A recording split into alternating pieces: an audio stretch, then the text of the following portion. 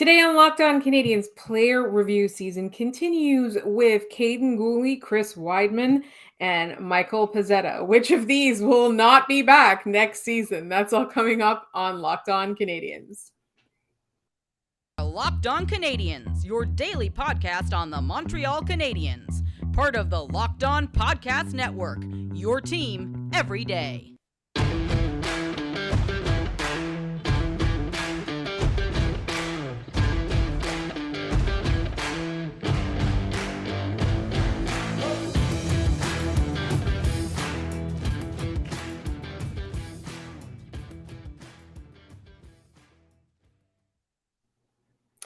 Hi there, everyone, and welcome to episode 831. Today's episode is brought to you by Gametime. Download the Gametime app, create an account, and use code LOCKEDONNHL for $20 off your first purchase. My name is Laura Sab, also known as the Active Stick, and I'm joined as always by the wonderful Scott Matlove, Habs Eyes on the Prize. Sometimes we record in the future. Today we're recording in the past, so we do not know the final score of that Toronto Maple Leafs Tampa Bay game. We're really hoping that it was Tampa that won it. In the meantime, today's episode is player review season, and we are going to talk about Kaiden Guhle. We're going to talk about Chris Wideman, and we're going to talk about Michael Pezzetta. Scott, which one of these are you most excited to talk about? Well, if I don't say Kaiden Guhle, Kay is going to find both of us and fight both of us in the street. So I'm going to say Kaiden Guhle for my own well-being and health in this. I am actually kind of excited to talk about Michael Pezzetta's season, though, because he's such an interesting potential piece for the team next year or another team next year, and we'll get into that. So I'm very interested to kind of talk about that, but I think Kaiden Guhle is the one most people are probably tuning in to hear at this point. I think Maple heard you say the words Kaiden Guhle and is so excited. For those of you listening who are listening for the first time, Maple is a Scott's dog. And she is a member of Guhle Nation, it looks like. Normally she's quiet during shows. She's just being a little bit of a brat right now. So, I don't understand why she's all of a sudden crying in the background. So my apologies for that. So I think she just loves Kaiden Guhle and she's emotional about it. I think that's it. All right. She went and found her chew that she had pushed under her bed. So maybe she was just whining about that. I don't know. All right, let's talk about Kaiden Guhle. I myself will say I wasn't necessarily completely wrong, but I did think it would take a little bit of time for him to make the NHL, but he did not. He made it, first possible game. He earned his spot. He was very impressive. We heard throughout the season up until the injury that he was somebody that opposing team GMs were taking notice of, and with good reason. He showed up. And again, we talk about this all the time. Like, scouting isn't an exact science, particularly if you're just kind of a hockey fan and you just kind of watch a player. When the Habs drafted him, and I think part of it had to do with the Habs kind of like personality at the time. Like, we thought he was just like, he was a big defensive defenseman, but he worked really, really, really hard at becoming, he's not going to be, your offensive dynamic defenseman, but he's improved his offensive game so much so that if he had a defensive partner that was just a little bit offense oriented, just a little bit creative, just a little bit short. No, not yet. We don't know yet, but we're going to dream about the short king. I think that he could be part of the top pairing of this team and be really good. Like, he's got the size, he's got the skill. Hopefully his body holds up, because obviously, as we can tell, just like every other Canadian, he spent a lot of time on the IR this season. I look at Kaiden Guhle this year, and it's another huge surprise. Like, I knew he could skate and he was good at closing gaps, but his aggression with the puck and in making plays happen in transition surprised me a lot this year. He was trying high-risk plays. He was trying plays to create scoring chances here. Not that, people don't try and create scoring chances, mind you. And he's doing it with David Savard, which all respect to David Savard. Again, a guy playing in a role that he shouldn't be playing in. It's asking a lot, and he's playing brutally tough minutes. He was minus 19. Yeah, it doesn't look great. Habs weren't great, but he's playing top pairing minutes at 21 years old with a guy who is not maybe the best suited for his skill set. And he still looks a lot more polished than I thought he would at this current point. And the sky is the limit for watching Kaiden Guhle play. And I'm really annoyed he was allowed back into that one game after he got hurt and then was out afterwards. I'm annoyed by it, and I really cannot wait to see what a full season of Kaiden Guhle looks like. He played 44 games this year. Too many injuries, and you can tell there's something really strong underneath that there. He's got all the makings of a 20, 22 minute a night defenseman in the NHL, not counting overtimes and such. And he's someone that's going to anchor this core for a long time. Can't control injuries, but the upside he showed this year in a role that is not an easy one to go about is just truly, truly impressive for someone his age. I think that's also a little bit of a credit to the coaching staff as well, in that I know they didn't treat every player this way, but they certainly treated some players this way, like Cole Caulfield, Kaiden Guhle, a couple of the younger players where when they made a mistake, they didn't get benched for the rest of the night. They were allowed to take those risks. And if the risks didn't pay off, they didn't lose their spot in the lineup. They didn't lose their minutes in the game. So I think there's a little bit there. And I know, again, this is not a blanket approval of the coaching staff and the way they handled every single player. When we get to talking about Slavkovsky, we're going to talk a little bit more about that. Maybe we'll do that with a guest, actually, because I feel like that would be really fun. But I think for Kaiden Guhle, like one of the things is that you're a team, and this guy's a 21-year-old. You know he's going to want to play every possible minute. He's still trying to prove himself. He wants to be a number one defenseman in the NHL. He wants to show what he's got. He wants to be part of the Canadiens' future or any team's future. He wants to. So you don't let him back out. Like, honestly, you tell him to sit where he is and you make him stay. You don't let him back into the games. And this is something where, like at some point, the Montreal Canadiens are going to have to examine how they treat their players as an organization and who they allow to call the shots when it comes to their health, because you know that every single player, like if they can play with a collapsed lung, half a leg, and 4 broken fingers, they're gonna do it. If they can play while they're seeing stars, they're gonna do it. So you kind of have to kind of rein that in, but you don't rein Kaiden Guhle in overall. He's trying to be creative, which I really, really appreciate. He tends to, what I noticed was he's gotten better at this. Like, this was something that was kind of a criticism of him earlier, like before he made the NHL, like in the Memorial Cup and stuff, is that sometimes he doesn't think 2 steps ahead. He only thinks 1 step ahead. And he's gotten better at that. Like, he's trying to be creative, but he's trying to stay within, to keep up or to stay within lockstep, I guess, with his defensive partner, which usually was David Savard, who, God bless him, he's not a top pairing defenseman anymore. And he's a good shutdown guy. He's, he lays his body on the line.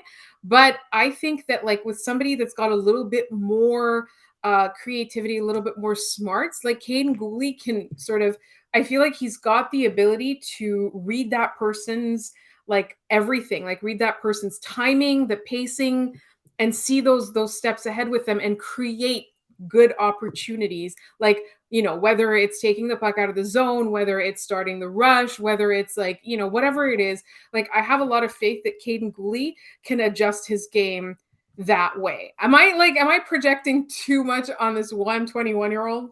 No, I think we've only seen the beginning of what Kaiden Guhle's ceiling actually is. And I think Arbor Jackeye is a little bit more projectable. Kaiden Guhle, I think, still has room to grow based on his skill set and the way that he plays the game. Even people besides us who admit, like, maybe we were wrong about his overall play, have been impressed by what he's done on a bad team. Building that team around him is only going to make him better next season. Should be getting power play time next year. Absolutely should be. Even if it's power play 2, should get some time there. He's going to play a lot because the coaching staff already trusts him. And that's a huge first step for someone playing their first full professional season. We're going to talk a little bit about somebody who's played multiple professional seasons. We're going to talk about Chris Wideman, a guy we really like, but don't necessarily want to see back on the Montreal Canadiens next season. And that's coming up in just one moment. But first, this episode is brought to you by Gametime. How often do you find out an artist you love is going to be in town and you fear you missed the boat on buying tickets, resulting in a mad scramble to get your hands on any tickets? This has happened to me recently with more than one stand-up comic. Getting tickets should not be as stressful as I have made it. Gametime is really the game changer for this. They've got flash deals and it's so easy to use. Gametime is the place for the last minute ticket deals. Forget planning months in advance, forget stalking your favorite artists or whoever on social media, forget trying to bribe people. Gametime has deals on tickets right up to the day of the event. You can get exclusive flash deals on tickets for football, basketball, baseball, concerts, comedy, theater, and more. The Gametime guarantee means you'll always get the best price. If you find tickets in the same section and row for less, Gametime will credit you 110% of the difference. 110% of the difference. You do want that credit. You can snag the tickets without the stress with Gametime. All you got to do is download the Gametime app, create an account, and use code LOCKEDONNHL for $20 off your first purchase. Terms apply. Again, create an account and redeem code LOCKEDONNHL for $20 off. Download Gametime today. Last minute tickets, lowest price, guaranteed.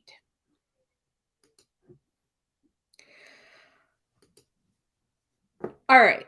So last off season, when the Canadiens signed Chris Wideman to come back this season, we were happy for him. And we said, this is a guy they really, really like. And this is a guy that's here to be your depth defenseman, your number 7 when necessary.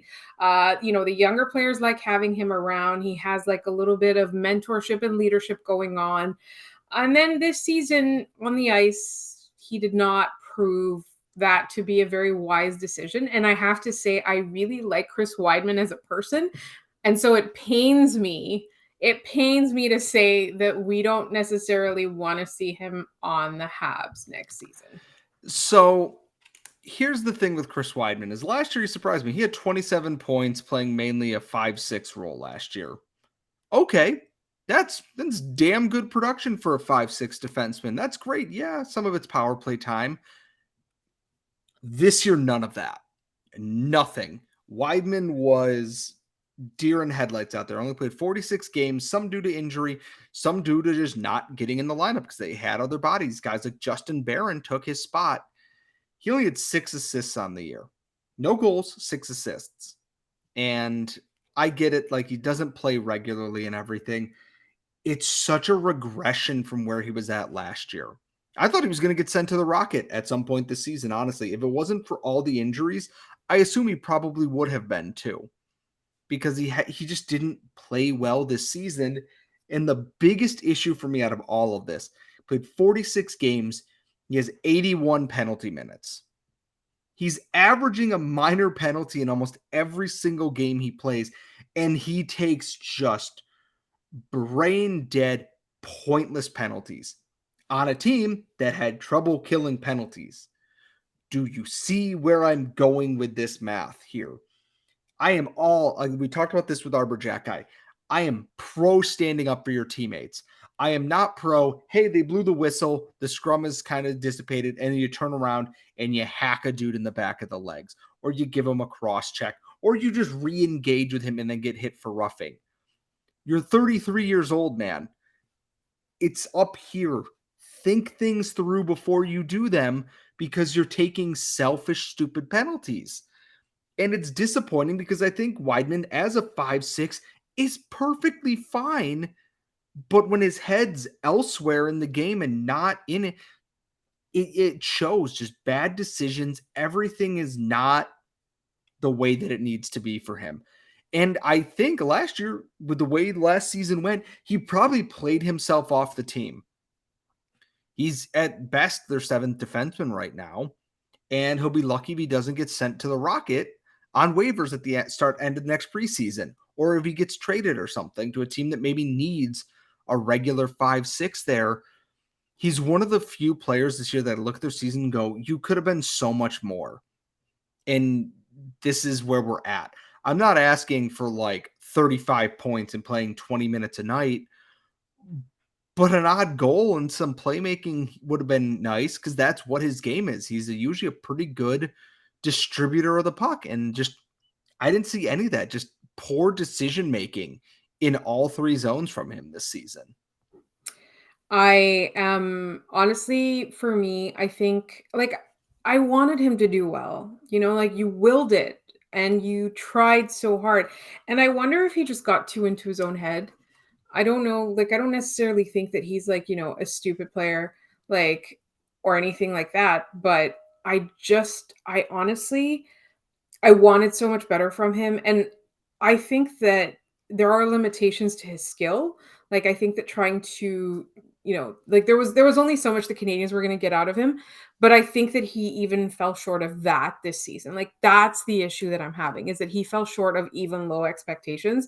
And again, like I wish him the best. I think he's really great. Like I loved like seeing like his interaction with everybody else, like the off ice guy we really loved, but the on ice guy just he didn't move the needle in any way, right? Like, and sometimes he made mistakes that cost the Canadians, which that everybody did that this season.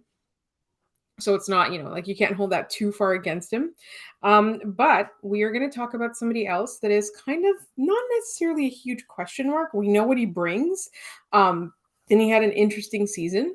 And he's also another fan favorite. I think we're ending on fan favorites lately. And that's going to be Michael Pezzetta. And we're going to talk about him in just one moment right here on Locked On Canadiens.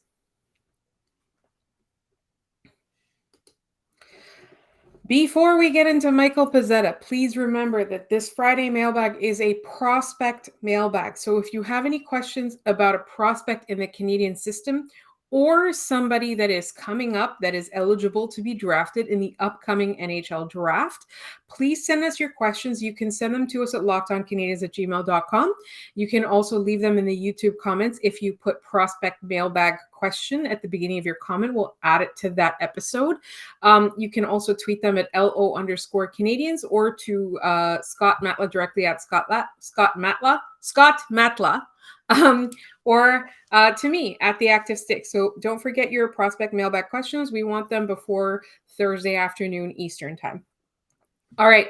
This guy was once a prospect, and we didn't think he was going to make the NHL, and he's been here for 2 seasons. And that is Michael Pezzetta, who had a very uneven season, but I think at the end, he really was able to quell some doubts. Yeah, Michael Pezzetta was a fascinating player this year because, again, someone who impressed in their role last year where they were kind of called up and thrown to the wolves during that whole Caulfield to the AHL saga, and he stuck. And he stuck this year. He wasn't always playing, and then he just kind of came in and kept a fourth line spot for himself, put up 7 goals and 8 assists in 63 games, 77 penalty minutes -4, playing primarily on the fourth line. I don't think you can ask for anything more than that from a guy like Michael Pezzetta. And he seemed to have fine-tuned his game a little bit this year, is that he still has the edge and the physicality, but he was more responsible with what he was doing. And it takes a lot when that's been his game. His game was always, I'm riding that edge, and sometimes I'm going to go way over the top of that there and take a dumb penalty. He kind of reined in his own brand of insanity a little bit, kept it going. He still had all the parts that make him lovable, but he did so within the rules, and it made him a more effective player. He got himself in better scoring positions in the offensive zone. He put himself in a tight forechecking role where when he's chasing the puck, opposing teams don't want him there because he's going to hit you on the forecheck. He's going to hit you hard, and he's going to hit the next guy and the next guy and the next guy until he changes. He's kind of what perseverance is all about with this, is that this is a guy who is playing, in the ECHL, not playing a lot in the AHL because he was taking too many penalties and not producing. And then he's hit the NHL level and found that role. And of course, he gave us probably the most memorable celebration of the entire season, where he won the shootout against the Buffalo Sabres and did the Tiger Williams celebration on the ice there. I just am very unsure. Is he back next year because he's an ideal fourth liner on this team? And he's earned that spot. I do think he's completely earned a fourth line spot, even if he sometimes rotates out as the 13th forward. But I do think there are teams out there that are going to look at him. He might be RFA, but if he's a UFA, there are teams out there that are definitely looking for a guy like Michael Pezzetta as well, especially if he can play like this. And that, I shouldn't say worries me, but it would make me sad to lose someone who is clearly caught on in this fan base and that the fans love. I think my favorite thing about Michael Pezzetta will always be that he was called up just as a spark, just to light a spark on a team that was struggling out of the gate for a number of games. And he's become kind of a mainstay. I like how you called him an ideal fourth liner for this team, because I think that for me, um, he's got something that a lot of players don't have. A lot of fourth line players, for better or for worse, are forgettable. And Michael Pezzetta will never be forgotten. I think that, to me, I'm saying it very, very slowly. I think he will never be forgotten because there's just something about the way that he plays. And again, he's got that personality, he's got that hair, he's got that like a little bit of a violent streak. There's a lot of things about him that are memorable. He is an RFA this year, just confirmed. So it is going to be interesting to see what they do with him. I would like to see him again for another season. I would love to see him on this team. I think, he's I wouldn't necessarily say he's the epitome of perseverance, because there's a lot of players that are like that end up playing. I mean, we haven't even gotten to Alex Belzil yet in our player reviews, but there's something about him that, like, just having somebody like him as well as Arbor Jacki on a team that makes them like hateable by everybody else but lovable by us. And that's the thing. Like, we had talked about, I think it was 2 years ago when Pezzetta went on waivers for the first time, because he is waiver eligible now, is that the Flyers looked at him and looked at Patrick Brown and went with Patrick Brown. And I look at Michael Pezzetta and go, he's the absolute like most endearing version of like the Broad Street Bullies. He's got the hair, he's got constantly some kind of facial wound, and he occasionally just scores a really nice goal. Like, he is exactly what you want in that role there. And he loves that. He plays every game like it is his last one in the NHL.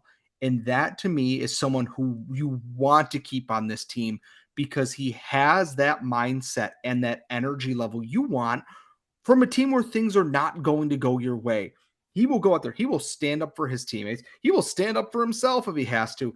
And then he will go and continue on like it's his job, because, well, it is his job.